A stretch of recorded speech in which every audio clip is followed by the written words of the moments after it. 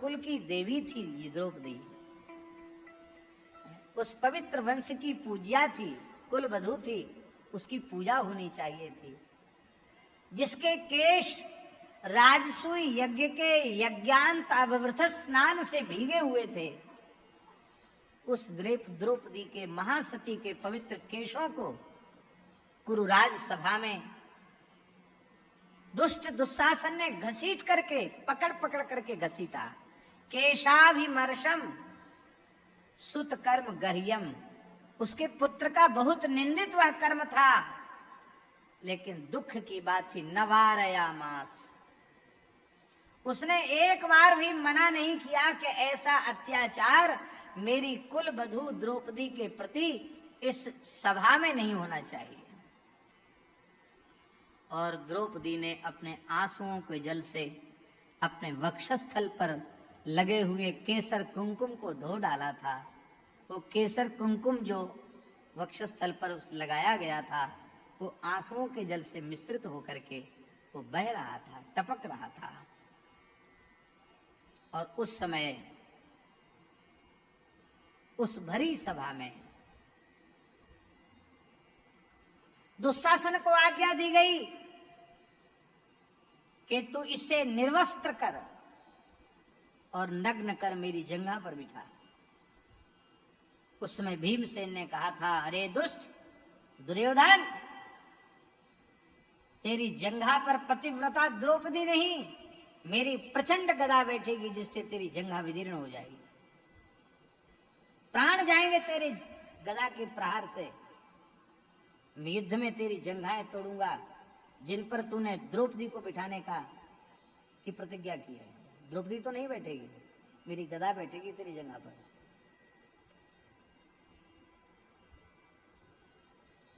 फिर भी नहीं सुना गया उन दुष्टों के द्वारा। द्रौपदी के पवित्र वस्त्र को पकड़कर दुष्ट दुशासन खींचने लग गया। द्रौपदी बिचारी क्या कर सकती थी, 10,000 हाथियों का बल था दुशासन में। द्रौपदी ने एक बार उस धर्म सभा की ओर देखा जिसमें बड़े बड़े महापुरुष बैठे थे, द्रोणाचार्य, कृपाचार्य, अश्वत्थामा, ये सब ऋषि पुत्र हैं। अश्वत्थामा भी तो ऋषि पुत्र है। भीष्म पितामह, द्रौपदी के 5 पति भी बैठे थे। एक एक करके सबकी ओर देखा, लेकिन सबकी नजर नीची थी। पांडव भी नीचे देख रहे थे।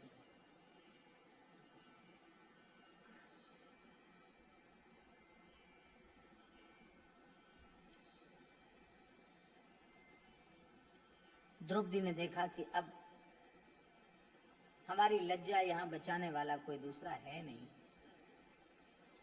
दाक्षिणात्य एक आचार्य हुए हैं श्री पराशर भट्टाचार्य स्वामी, उन्होंने श्री गुण रत्न कोश नाम का ग्रंथ लिखा, जिसमें श्री जी की महिमा का विशेष रूप में वर्णन है, श्री जी के वैभव का वर्णन है। तो उसमें वो लिख रहे हैं कि द्रौपदी ने जब सबकी ओर देखा और सबकी नजर नीची थी, तब पुनः एक बार द्रौपदी ने कृपाचार्य की ओर देखा, फिर से देखा और केवल कृपाचार्य की ओर देखा। क्यों? आचार्य माने गुरु, और गुरुदेव की जैसी कृपा और किसी में होती नहीं है। गोस्वामी जी ने कहा, जय जय जय हनुमान गोसाई, कृपा करहु गुरुदेव की नाई। इसका मतलब गुरुदेव की जैसी कृपा गुरुदेव ही करते हैं। तो द्रौपदी ने मानो द्वारा नजर इसलिए मिलाई कि एक तो तुम आचार्य हो, अरे कुछ नहीं तो कुल गुरु तो हो, आचार्य हो, और फिर तुम्हारे नाम में कृपा शब्द जुड़ा हुआ है। तो कृपाचार्य ही कृपा नहीं करेंगे तो कृपा कौन करेगा? तो कृपाचार्य की ओर देखकर गुरुतत्व की शरणागति ली।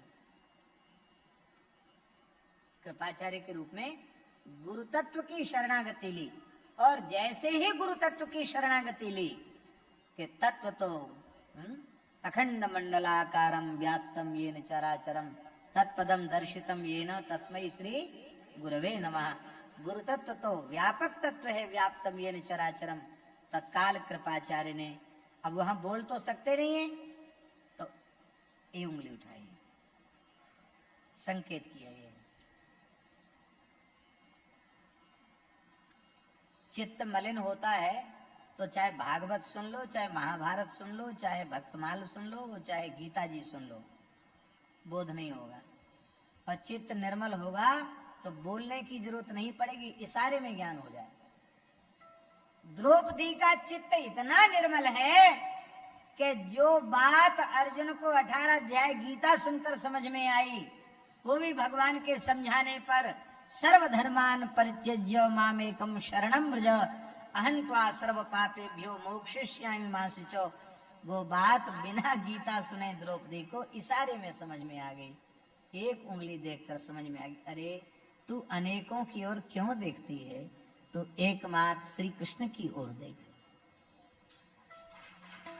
वो परम भक्ता तो थी ही, और द्रौपदी ने दोनों हाथ ऊपर करके श्री कृष्ण को पुकारा, द्वारिका वासी कह करके पुकारा। ठाकुर जी वहीं थे, पर भक्त की वाणी को सत्य करने के लिए वहां से द्वारिका गए, पर द्वारिका से आए इसलिए थोड़ा सा विलंब हो गया।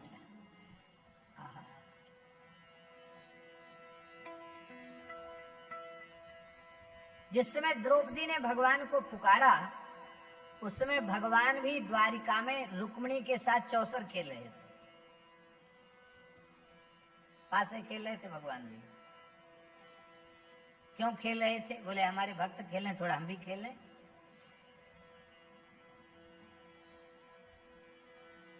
जैसे ही द्रौपदी ने पुकारा, भगवान उठ के खड़े हो गए। रुक्मिणी ने कहा क्यों खड़े हो रहे हैं? देखा भगवान एकदम आवेश में। रुक्मिणी ने चरण पकड़े, प्रभु मैं समझ गई, भक्ता द्रौपदी की पुकार से आप व्याकुल हैं, क्या करना चाहते हैं? कहा देवी रोको मत। जिस सृष्टि में, जिस ब्रह्मांड में, जिस जगत में, जिस संसार में मेरी प्राण प्रिय भक्ता सखी द्रौपदी का तिरस्कार होता है, मैं उस सृष्टि को नहीं रखना चाहता हूं, मैं सारी सृष्टि को भस्म करना चाहता हूं। सारी सृष्टि को समाप्त करने का संकल्प भगवान कर रहे हैं। रुक्मिणी ने कहा प्रभु आवेश में कोई निर्णय नहीं लेना चाहिए। आप भक्ता द्रौपदी की रक्षा करने के लिए जगत को नष्ट करना चाहते हैं। जगत में कितने श्रेष्ठ श्रेष्ठ भक्त आपके विराजमान हैं, बाद में आपको ही रोना पड़ेगा। आप आवेश में निर्णय मत लीजिए। भगवान ने कहा ठीक है, तुमने हमको बचाया है आवेश से, मैं हस्तिनापुर को नष्ट करूंगा। कहा हस्तिनापुर में तो एक से एक भक्त विराजमान है, महात्मा विदुर भी तो हैं, आपकी काकी विदुरानी भी तो है, कुंती माता भी, आपकी बुआ भी तो वही है। तो भगवान ने कहा मैं सभा को भस्म करूंगा। बोले उसमें भीष्म, द्रोणाचार्य, कृपाचार्य ये सब बैठे हैं। भगवान ने कहा भले ही बहुत बड़े बड़े से बड़े महापुरुष बनते हो, लेकिन मेरी भक्ता के तिरस्कार को सहन किया है इन्होंने, मैं इनको भी नहीं भस्म करूंगा। और भगवान ने कहा कि मैंने जिनको तुम मारने से घबरा रहे हो ना अर्जुन, मया ही ते नेता पूर्व में, मैंने उनको पहले नष्ट कर दिया। कब? जब द्रौपदी के अपमान पर वे नहीं बोले, मैंने उसी समय उनको समाप्त कर दिया था।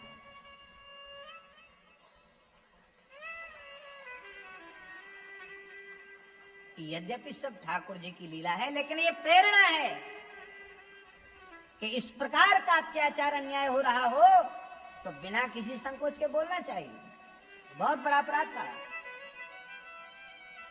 तो मैं नहीं मान सकता, सभा को भस्म करूंगा।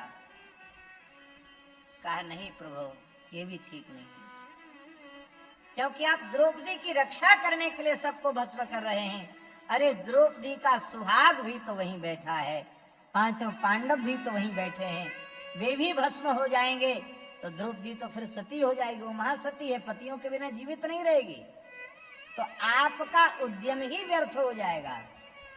इसलिए आप और कुछ विचार कीजिए, आप सभा को भस्म करने का संकल्प नहीं कीजिए।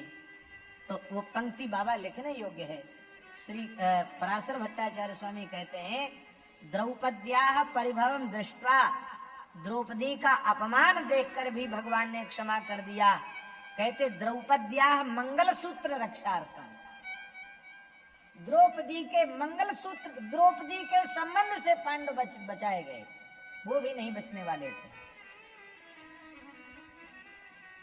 हाँ। अच्छा एक बात बताओ, भगवान सबसे ज्यादा भीमसेन से प्रसन्न क्यों थे?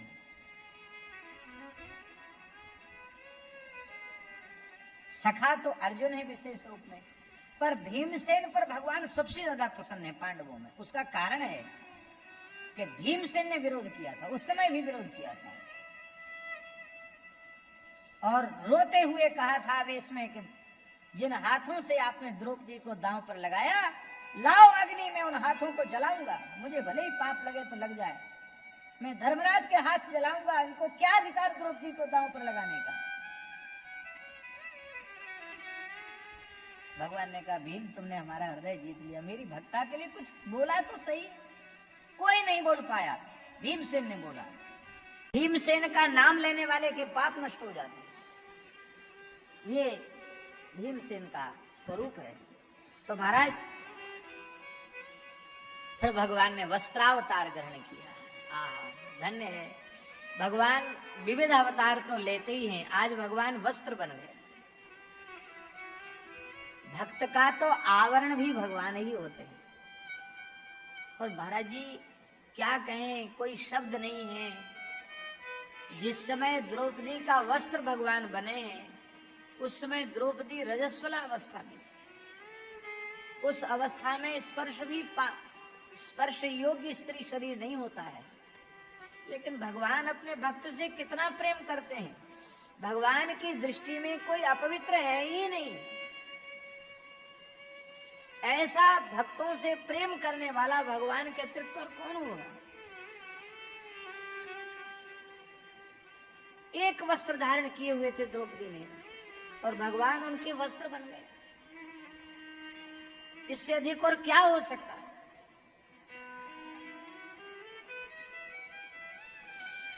ऐसे भगवान को छोड़ करके यदि किसी का संसार में प्रेम हो गए, तो उससे बड़ा दुर्भाग्य और कोई दूसरा है ही नहीं।